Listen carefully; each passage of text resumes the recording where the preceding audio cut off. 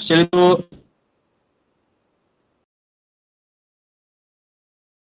38वें कारिका तक, आज 39वीं कारिका से हम लोगों को, चलिए तो हम लोग प्रारंभ करते हैं।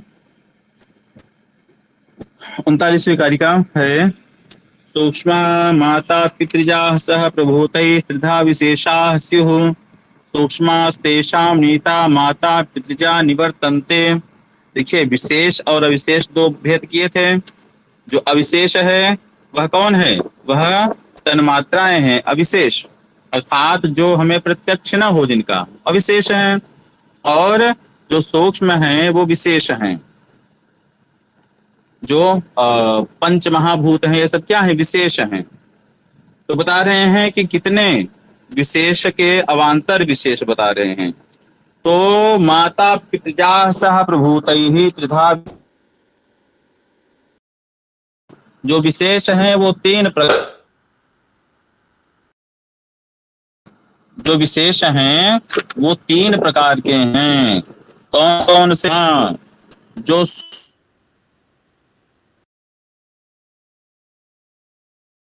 जो सूक्ष्म तत्व हैं वो पहला। दूसरा, पितृजाहा माता और पिता से,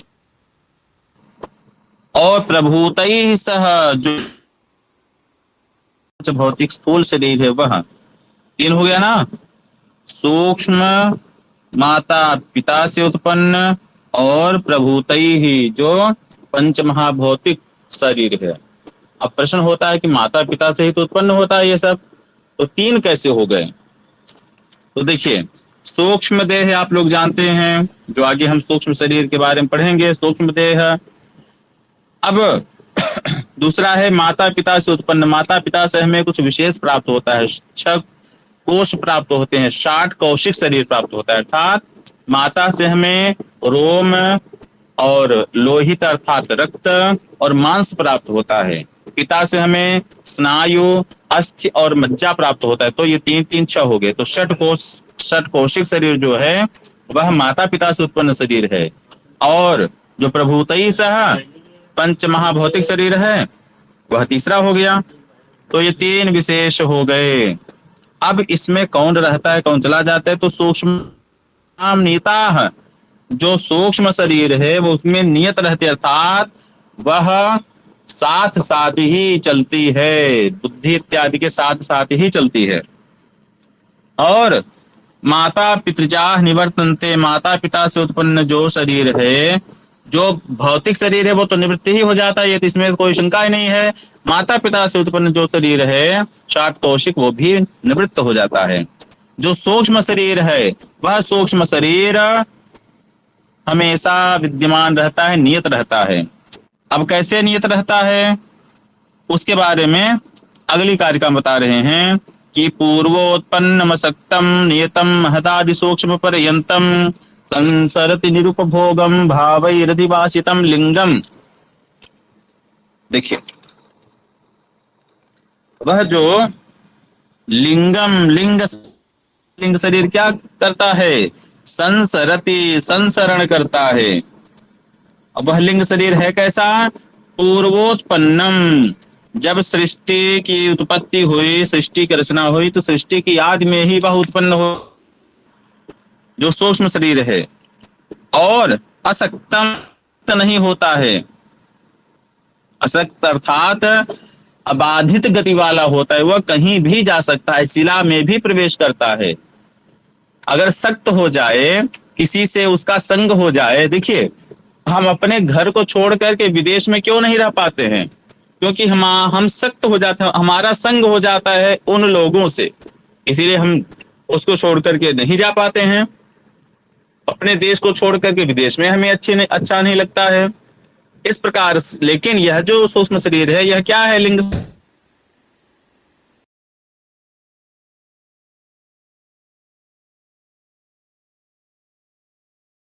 उसका जो है मोह हो गया उसे, ऐसा नहीं है।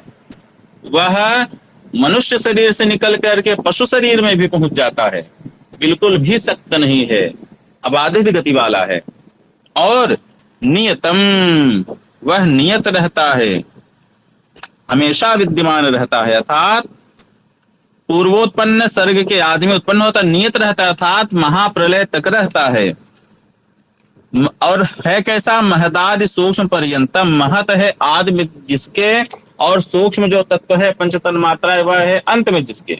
ऐसा अर्थात महत अहंकार पंच कर्मेंद्रिय पंच ज्ञानेन्द्रिय मन और पंचतन मात्राएं कितने हो गए, पंच कर्मेंद्रिय पंच ज्ञानेन्द्रिय पंचतन मात्रा ये 15 हो गए, मन 16 और 16 दो 18।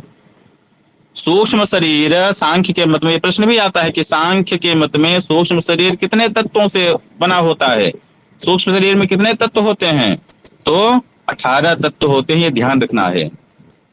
वेदांत सार में 17 ही तत्व होते हैं, ये अंतर है दोनों में। वेदांत सार में तत्वों का सूक्ष्म शरीर होता है वेदांत सार के मत में, और सांख्य कारिका के मत में जो सूक्ष्म शरीर है वह 18 तत्वों का होता है, महदादि सूक्ष्म पर्यंतम। और वह संसरति, संसरण वहां चलता रहता है, कभी मनुष्य शरीर में, कभी पशु शरीर में, कभी जो है कीड़े मकोड़े इत्यादि शरीर में, कभी देवियों में, यहाँ वहां जाता रहता है, यही लिंग शरीर। कैसा, निरुपभोगम, भोग होकर के आता जाता रहता है, अर्थात भोग प्रदान करने में असमर्थ हो। यह क्या है, उपभोग प्रदान करने में असमर्थ, स्थूल शरीर के यह भोग प्रदान नहीं कर सकता है। तो संसरण क्यों करता है, उपभोग भी प्रदान नहीं कर सकता है, फिर क्यों संसरण करता है, तो कहते हैं भावई से अधिवासित होकर के, जो बुद्धि के भाव हैं, धर्म अधर्म ज्ञान अज्ञान वैराग्य राग इत्यादि जो भाव हैं, इस भाव से अधिवासित होकर के, अगर धर्म आया, धर्म हमने किया तो पुण्य को हमने, पुण्य का फल भोगना पड़ेगा हमें, धर्म करने के बाद भी मोक्ष इत्यादि हमें पुण्य का भागी होना पड़ेगा, अर्थात सुख को भोगना ही पड़ेगा, तो हमें संसरण करना पड़ेगा, ठीक। और अगर हमने पाप किया तो हमें दुख भोगना पड़ेगा, फिर भी हमें जन्म लेना पड़ेगा इत्यादि। तो भावई अधिवासितम, भाव हैं जो बुद्धि के भाव हैं, उन भावों से अधिवासित होने के कारण, उससे अधिवासित होकर के यह संसरति, यह जो लिंग शरीर है यह संसरण करता है, आता जाता रहता है, ठीक है। कि जो लिंग शरीर है उसी से सारे काम हो जाए, ये फिर स्थूल शरीर की क्यों रचना की गई है, तो बता रहे हैं कि स्थूल शरीर जो है उसके अपेक्षा किस लिए है, स्थूल शरीर की उपयोगिता क्या है। तो अगली कारिका 41वीं, चित्रम यथाश्रय मृते स्थानवादिभ्यो विना यथा छाया तद्वद विना विशेषेण तिष्ठति निराश्रयम लिंगम, यथा आश्रयम ऋते चित्रम, आश्रयम ऋते, ऋते मतलब बिना, यथा जैसे, आश्रय के बिना चित्रम न तिष्ठति नहीं रह सकता है। अच्छा, चित्र क्या आप आसमान में चित्र बना सकते हैं, नहीं बना सकते हैं, जब तक आपको कोई आश्रय नहीं मिले, चाहे पत्थर मिले, चाहे कोई पेपर मिले, चाहे कुछ भी मिले, कोई आश्रय मिलेगा तभी आप चित्र बना सकेंगे, बिना आश्रय के चित्र जैसे नहीं रुक सकता है। और छाया, जैसे छाया, जो छाया है, कभी किसी वस्तु के बिना छाया हो सकती है क्या, कोई वस्तु, कोई स्थाणु, कोई खंभा, कोई व्यक्ति न खड़ा हो और छाया बन जाए, नहीं बन सकता है। उसी प्रकार से जैसे बिना आश्रय के चित्र नहीं रह सकता है, बन सकता है, बिना किसी स्थाणुवाद के कोई छाया नहीं बन सकती है, वैसे ही तद्वत, उसी प्रकार से विशेष ही बिना, विशेष के बिना, बताइए विशेष से क्या तात्पर्य है, पीछे हमने बताया है विशेष और अविशेष, विशेष किसे कहते हैं, अविशेष किसे कहते हैं, आप लोग बताएं।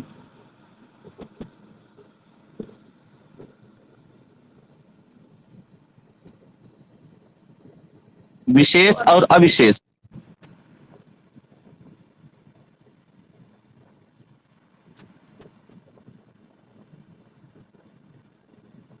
हमने हमने कहा पीछे दोहराते रहिए, आगे ऐसे बढ़ता रहेगा, पीछे भूलता रहेगा। ठीक है, दोहराना बहुत आवश्यक है। तो विशेष और अविशेष से क्या तात्पर्य है, आप लोग बताएं।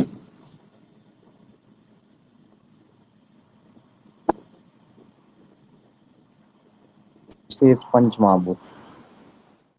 ठीक, बहुत अच्छा। विशेष पंच महाभूत, अविशेष पंचतन मात्राएं, पीछे कारिकाओं में आया। ठीक है, ध्यान रखना है। हमने उस कारिका को बताते हुए भी हमने बार बार ये कहा था कि ये बिल्कुल मस्तिष्क में रखिएगा कि विशेष विशेष से क्या तात्पर्य है और अविशेष से क्या तात्पर्य है। तो विशेष ही बिना, विशेष के बिना, तद्वत बिना विशेष ही, विशेष के बिना अर्थात जो पंच भौतिक शरीर है, जो स्थूल शरीर है, उस स्थूल शरीर के बिना लिंगम निराश्रयम न तिष्ठति, जो लिंग शरीर है वो निराश्रय नहीं रह सकता है। अच्छा ये बताइए, जो 18 तत्व गिनाए गए, 18 तत्व कहीं रहेगा, कहाँ रहेगा? बिना इस स्थूल शरीर के उसका उपयोग हो सकता है क्या? बुद्धि बिना स्थूल शरीर के कुछ कार्य कर सकती है? इंद्रियां बिना स्थूल शरीर के कुछ कार्य कर सकती हैं? नहीं कर सकती हैं। तो जैसे आश्रय के बिना छाया नहीं रह सकता है, स्थाणु के बिना आश्रय के बिना चित्र नहीं बन सकता है, स्थाणु के बिना छाया नहीं हो सकते, उसे इस प्रकार से बिना विशेष के, बिना पांच भौतिक शरीर के, बिना पंच महाभूतों के लिंग जो शरीर है वह निराश्रित नहीं रह सकता है। ठीक, चलिए अब जो लिंग शरीर है वह लिंग शरीर कैसे संसरण करता है और कारण क्या है उसके संसरण का, उसके बारे में अगली कारिका में चर्चा करते हैं। क्या कहते हैं कि पुरुषार्थ हेतुकमिदं निमित्त नैमित्तिक प्रसंगेन प्रकृतेर्विभूत योगा नटवद् व्यवतिष्ठते लिंगम। देखिए विशेष बात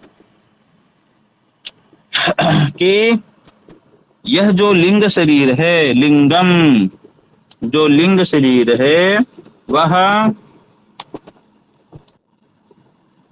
वह क्या करती है? लिंग शरीर क्या करता है? व्यवतिष्ठते, व्यवतिष्ठित होता रहता है, अवतरित होता रहता है। नटवद, जैसे नट कभी राम के रूप में, कभी श्याम के रूप में, कभी वही रावण बन जा रहा है, कभी वही स्त्री पात्र के रूप में आ जा रहा है। एक ही नट है, अनेक पात्रों का कार्य कर रहा है। वैसे ही लिंग शरीर भी कभी मनुष्य के रूप में आ जा रहा है, मनुष्य के शरीर में प्रवेश कर जा रहा है, कभी पशु योनि में जा रहा है, पशु के शरीर में प्रवेश कर रहा है, कभी वह जो अन्य योनियां है वहां पर चला जा रहा है। ठीक है, इस प्रकार से जो लिंग शरीर है वह भी ऐसे ऐसे करता है। किस लिए? निमित्त नैमित्तिक प्रसंगेन पुरुषार्थ हेतुकम इदम, यह पुरुषार्थ हेतुक है, अर्थात पुरुषार्थ कारण के द्वारा यह प्रवर्तित होता है। उसमें कारण क्या है इसके, इस कार्य में प्रवर्तित होने में? पुरुषार्थ, पुरुष के का जो भोग्य है, भोग्य पदार्थ है, उसको उपस्थित करने के लिए और पुरुष को मोक्ष प्रदान करने के लिए इसका संसरण होता है। कैसे होता है? निमित्त नैमित्तिक प्रसंगेन, प्रसंग से होता है, निमित्त और नैमित्तिक। देखिए निमित्त किसे कहते हैं, नैमित्तिक किसे कहते हैं? तो निमित्त हुआ धर्म अधर्म इत्यादि। धर्म से हमें स्वर्ग इत्यादि की प्राप्ति होती है, अधर्म से हमें तिर्यक योनियां, नरक इत्यादि की प्राप्ति होती है। आगे की कारिकाओं बताएंगे। ठीक है, 44-45 में आपको दिखा होगा। तो यह धर्म अधर्म क्या है? निमित्त है, नैमित्तिक उसका कार्य है। जैसे हम देखें तो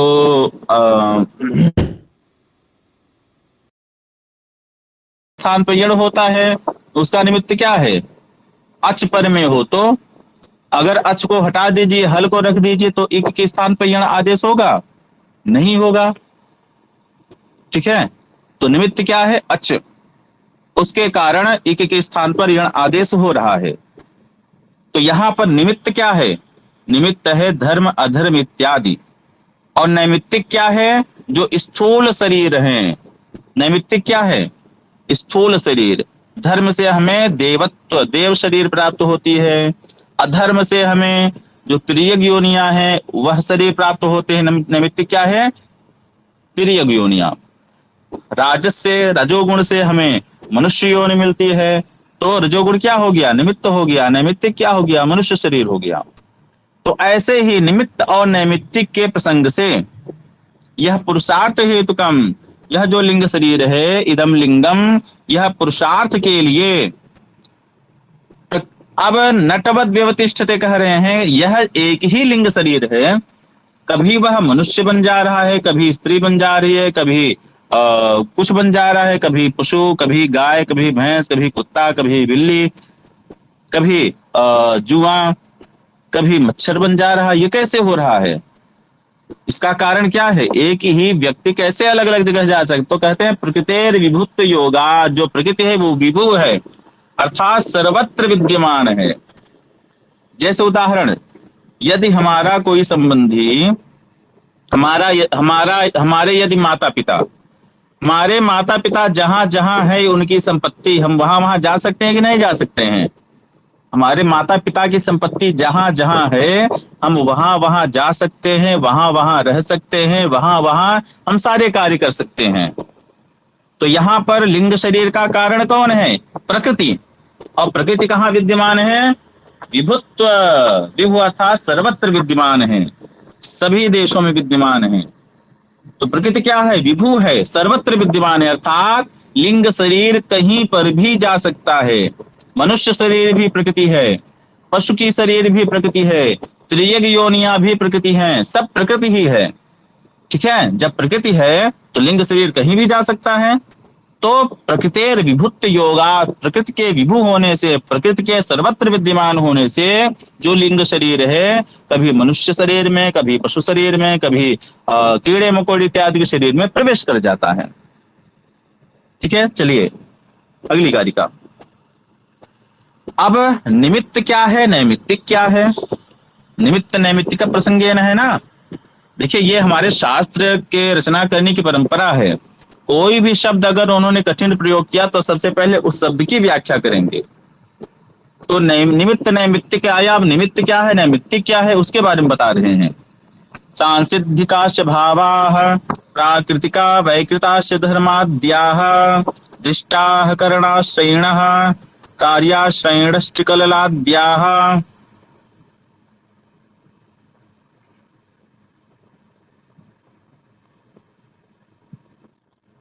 चलिए अब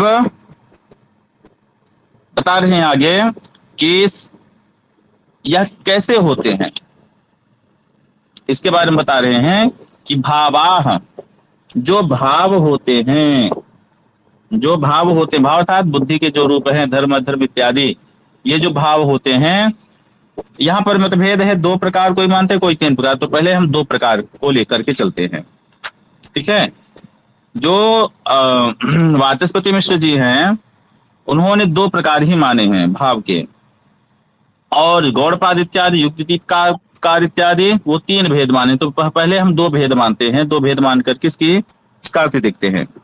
तो भावा, जो भाव हैं वो दो प्रकार के होते हैं। पहला भाव क्या है? प्राकृतिकाः सांसिद्धिकाः, यह विशेषण विशेष्य भाव है। सांसिद्धिकाः प्राकृतिकाः, जो प्राकृतिक अर्थात स्वाभाविक है, जो स्वाभाविक भाव है, धर्म अधर्म। कुछ व्यक्ति होते हैं स्वभाव में ही होता है उनके धर्म करना, अधर्म उनसे होता ही नहीं है। तो क्या है? स्वभाव है। ये होता कहां से है? सांसिद्धिक। सांसिद्धिक अर्थात जन्म से ही होता है, वो पहले से ही सिद्ध हुआ आया है, उसे सिद्ध नहीं करना है। जैसे प्रकृति का एक वरदान है बना हुआ हलवा, मीठा हलवा केले के रूप में। केला क्या है? सांसिद्धिक हलवा है हमारे लिए, मीठा हलवा। उसे सिद्ध नहीं करना है कि केले को छील करके उसको फिर से हलवा बनाना है, बना हुआ हलवा है वो हमारा, सांसिद्धिक है, जन्म से ही उसमें संसिद्ध है। वैसे ही कुछ लोगों का जो है जो धर्म अधर्म इत्यादि वो जन्म से ही होते हैं, वो प्राकृतिक होते हैं, पहला भेद। दूसरा वैकृताः, वैकृत होते हैं, होते हैं। जैसे जन्म से तो वो धर्म कार्य को करने वाले होते हैं, लेकिन कुछ ऐसी घटनाएं हो गई, वो हमेशा धर्म कर रहे हैं, लेकिन किसी ने उनके परिवार में किसी को नुकसान पहुंचा दिया, ठीक है, किसी के जान की हानि कर दी, तो उस घटना से जो सांसिधिक उनमें धर्म भाव था, अब अधर्म आ गया, तो ये क्या है, विकृत हो गया। जो जन्म से सिद्ध था उनका, वो क्या हो गया, विकृत हो गया। तो वैकृताः, कुछ लोग जन्म से बहुत कमजोर होते हैं, लेकिन मेहनत करके, जीव इत्यादि करके शरीर को मजबूत बना लिए। वैकृत ये क्या है, विकृत प्रदान होना। कुछ लोग जन्म से ही बलवान होते हैं, लेकिन रोग इत्यादि के द्वारा वह क्षीण हो जाते हैं, उनका शरीर बलहीन हो जाते हैं, वह विकृति है। तो दो प्रकार के भाव होते हैं, ठीक है, धर्म अधर्म इत्यादि। तो जैसे कुछ लोग अधार्मिक होते हैं, अंगुलीमाल को देख लीजिए, लेकिन उसमें विकार आया, वह धार्मिक हो गया। यह दो प्रकार से होते हैं। और दृष्टाः करणाश्रयिणः कार्याश्रयिणश्च कललाद्याः, वे दोनों जो हैं धर्माद्याः करणाश्रयिणः दृष्टाः, वो दोनों करणाश्रयिणः दृष्ट हैं। वह करण का आश्रय लेकर, करण कौन है, बुद्धि तत्व, बुद्धि तत्व करण है, तो बुद्धि तत्व का करण का आश्रय लेकर के वो रहते हैं दोनों। और कार्याश्रयणश्च इत्यादि हैं, कलिल इत्यादि, वह कार्य के आश्रित होकर के रहते हैं। कार्य के आश्रित का मतलब क्या, जैसे भाव है हमारा धर्म, बुद्ध इत्यादि किस योनि में होगा, हमारा देव योनि में होगा। यदि हमारा दृष्ट करण है, बुद्धि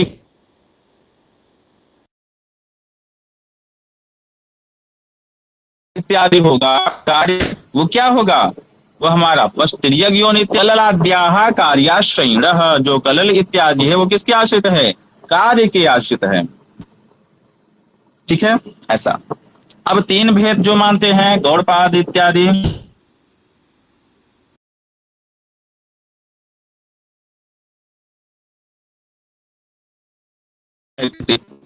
यह भेद कैसे मानते हैं, जैसे मान लीजिए कुछ लोग जन्म से ही गोरे होते हैं, वो सांसिधिक गोरे हैं, ठीक। अब आप गोरे नहीं है, लेकिन कश्मीर में